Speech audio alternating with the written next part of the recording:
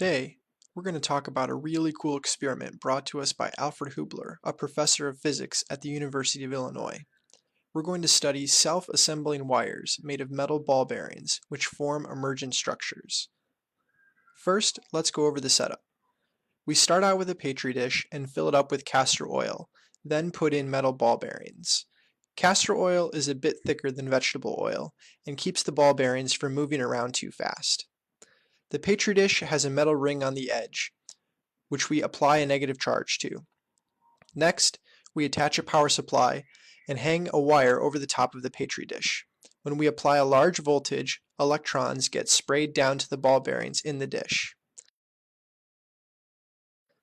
Here's a view of the setup. Unfortunately, this isn't an experiment you can try at home. You need huge voltages, which we get from this special power supply. We'll be applying about 20 kilovolts to this experiment. The plugs in your house are 120 volts, so we apply about 200 times the amount of voltage that's in your house. Let's hope nothing blows up. Now let's zoom into the dish. Notice we have all the balls in the center surrounded by the metal ring. You can just see the negative electrode connected to the wire, and you can see the positive electrode hanging down from above the experiment. Now for the fun part. We start applying voltage.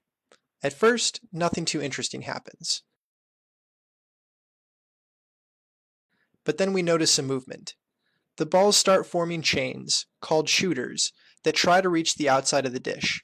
A massive race is on.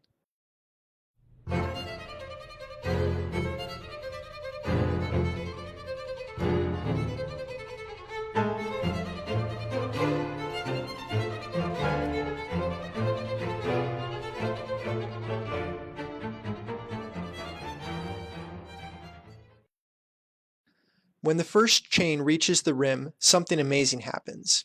It becomes a stem and all the other shooters die, and a new structure forms.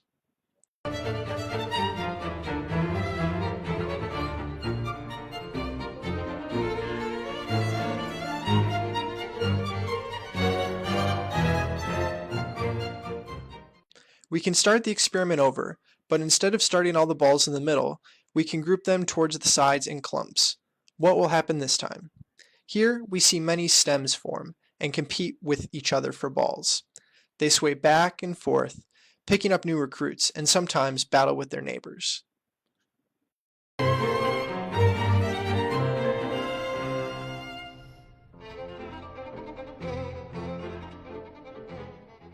It turns out that self-assembling wires have some really cool properties. Some metrics are very predictable and others are not.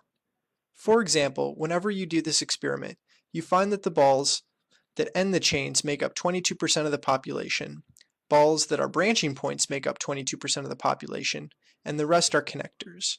This is always true, even if you change the size of the balls or the number of the balls. Other metrics are not repeatable, like the number of stems. This system reminds us of living trees because we know what the final structure will look like even if we don't know the exact location of all the beads. This system has a lot to teach us. It heals broken branches, self-organizes, and can even be taught to play a simple game of Tetris. We see complex dynamics arising from local interactions and emergent structures that are sensitive to initial conditions.